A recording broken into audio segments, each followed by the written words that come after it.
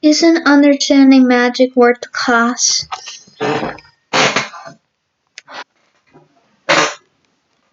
Try Sparkle struggled to keep her eyes open, her vision blurred.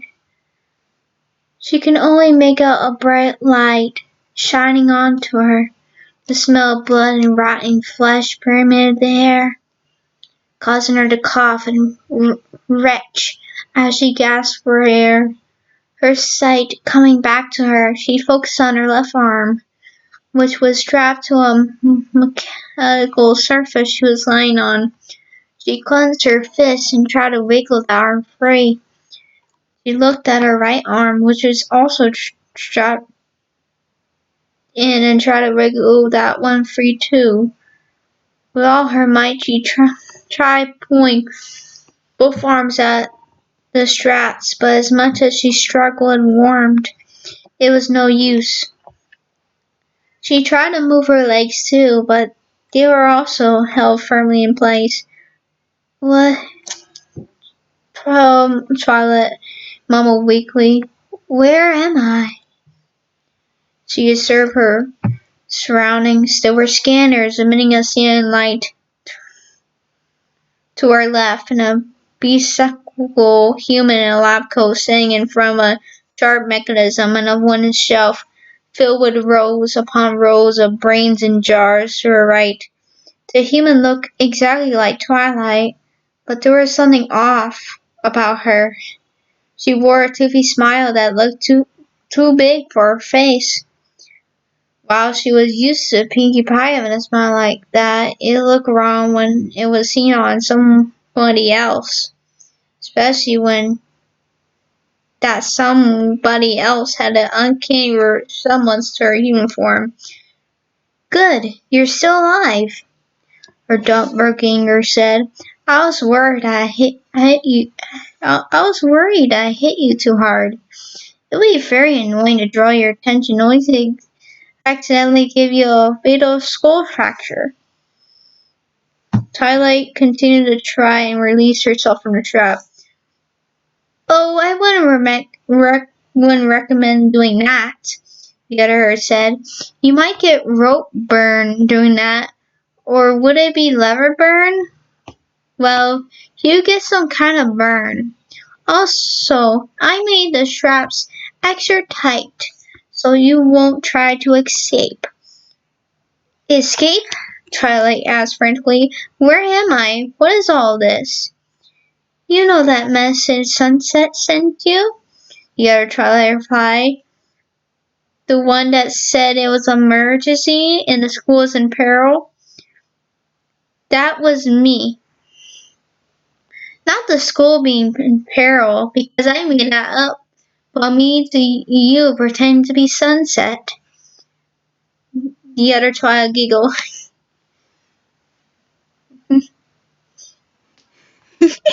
And that Sunset sure was something, wasn't she? Really taking away my magic. I didn't even get the chance to find out just how powerful I was. But lucky for me, I have a remedy for that. Twilight scowled at herself. What did you do to her? The other Twilight tutted as she waved her finger about. You really don't want to know. If you hurt her, I'll... You what? Spit in my eye? Twilight looked toward brain-filled jars. Are those brains? Or the ghoul respond, Yes, they are. Some of them are from donations. Others I have personally extracted myself. Twilight's eyes widened in fear at what her other self said. Did she just admit to murdering people by plucking their brains out? You see, the other Twilight said as she patted the device behind her, you are not the first test subject I had, although I'm honestly hoping you'll be the last. It would be unfortunate if your body was going to reject me the same way the other subjects reject my previous brain transplant patients. That said, my latest test was a success. And I can safely assure you, she was very pleased with her new body. Though you'd think a little girl would rather get older and natural way than have someone to scoop her brain out and put it inside a teenager. Especially since the process was very messy. Then again, her new body wasn't from around here, so perhaps she knew what she was in for, and she decided to go through that portal under the statue at Kerala High. Anyway, I should stop rambling now.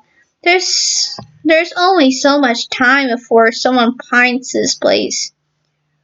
Twilight quivered. What are you going to do with me?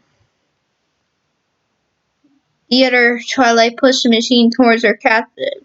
I just told you what I was gonna do to you. Well, one day I would. One thing I would do to you anyway. That's merely a last resort. Should things get a little more complicated. Without warning, the duplicate placed a helmet-shaped part of a machine on Twilight's head. Twilight continued to struggle and panic. She started to hyperventilate. Her heart was beating like a racehorse. She needed a way to get out of here, and she needed it now. She frantically tried pulling her arms and legs out of her bonds again. The other Twilight hummed as she looked at the reading on the scanner. You really should lower your heart rate. It's currently at 130 beats per minute. Let me go, Twilight shouted. Please. You know begging isn't gonna get you anywhere, Duclet apathetically responded.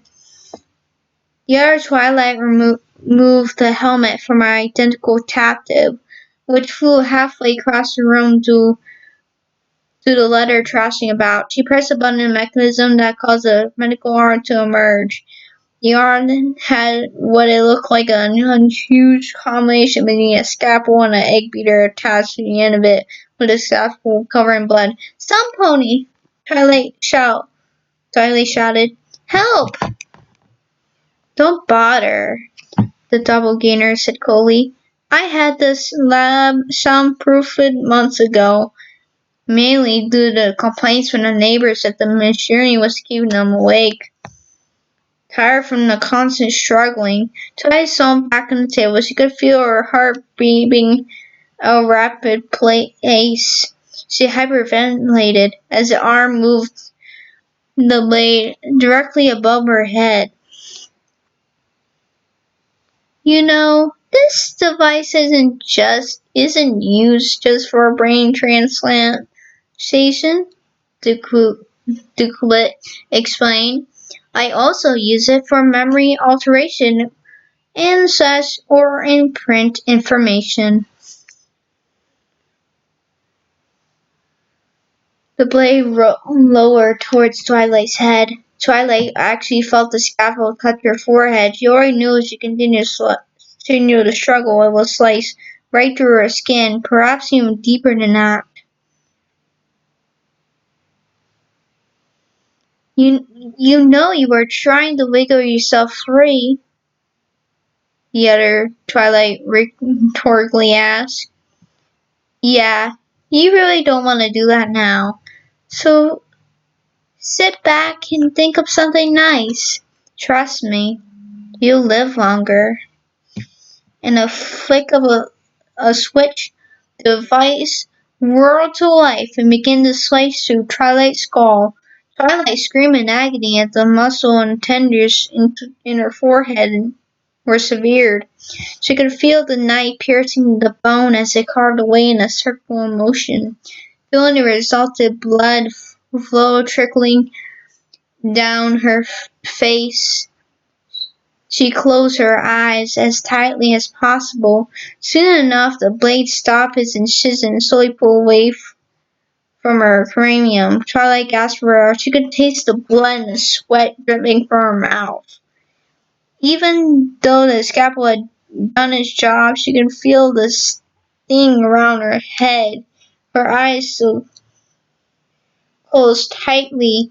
She felt something grip at her head. She screamed more as whatever had a hold on her head slowly removed her skull cap. She felt sick. She didn't know how long she was going to last. Then she felt a sharp stab in her thigh. Her eyes bulged wide, her sight tinged with a red shade. She continued to hyperventilate from this sudden energy rush. Nothing like a adrenaline shot to keep you awake for the next step, the Douglas said Julie. Can't have you be too relaxed and nod off halfway through. Twilight could only stare at her other self in shock. She was too terrified to even try, hating her captor for what she did. To see someone, to hear their callous words with her face and in her voice just felt wrong.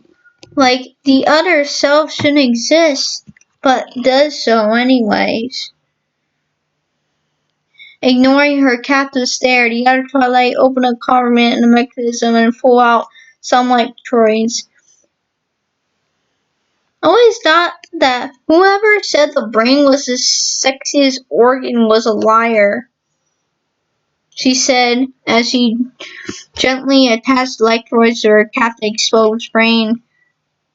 But actually, seeing yours while it's still inside you is making me rethink my opinion.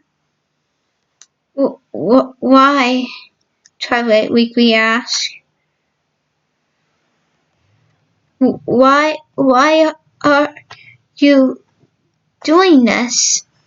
Your friends took away my magic. The other self barely replied. I was this close to understanding it, to know what I could do with such power. So now I've been trying to take it back, using whatever methods necessary. She points towards 6 jars, all in a row, each containing different colored orbs of energy. Twilight felt a sudden zap of electricity through her veins as she witnessed the Dougal flip a switch. She convulsed and seized it as the electricity surged through her. Dougal kept switching her electricity off with Twilight slumping over. While she felt like she had the biggest headache ever, she wondered if the suffering was over.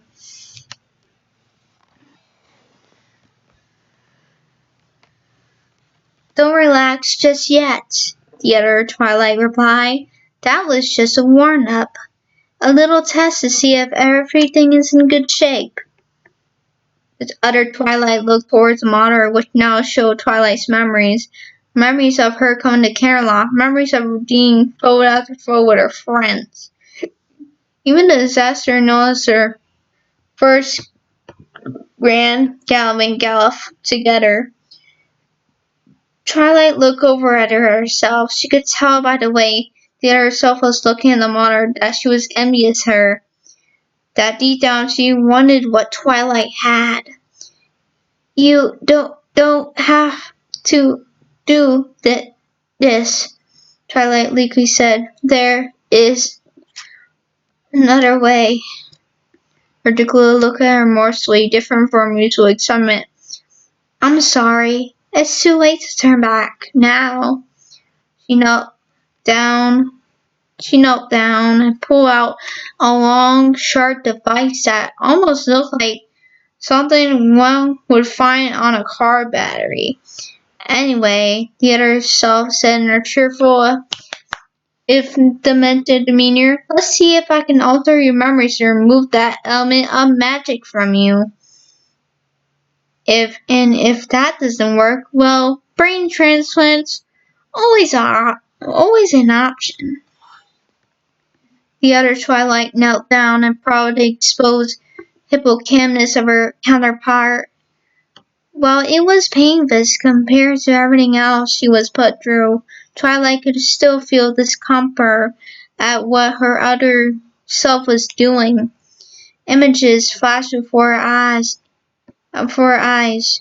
Image of her under Celestia's tutelage, but rather the kind mentor she knew.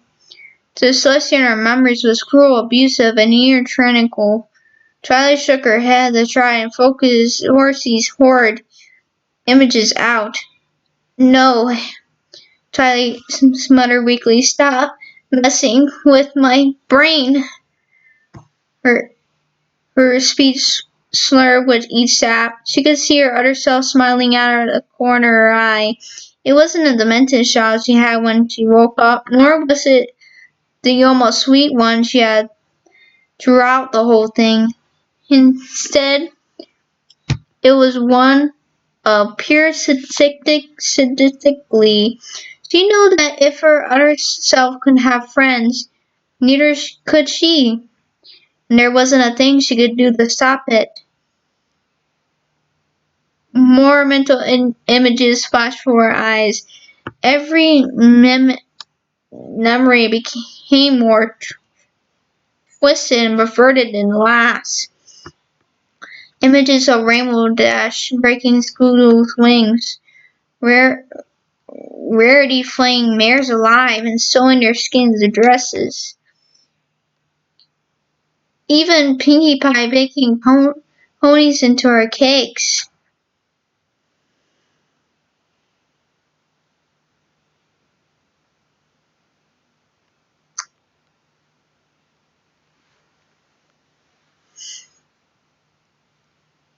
The other self looked up in the monitor and showed when Twilight's friends became corrupted by discord.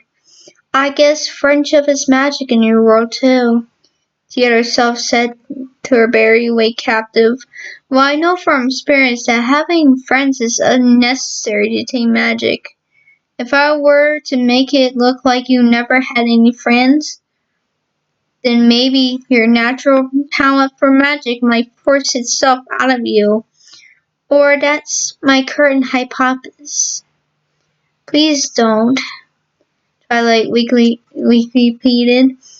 Yet herself didn't listen. She kept poking and prodding until she finally saw something glowing in Twilight's mouth.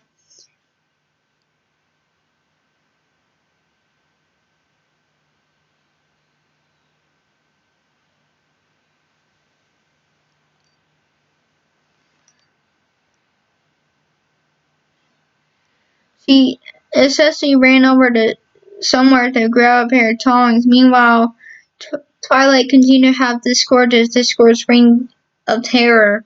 But rather than save the day like she thought they did, they remained corrupted by discord. And discord was never formed by Fluttershy.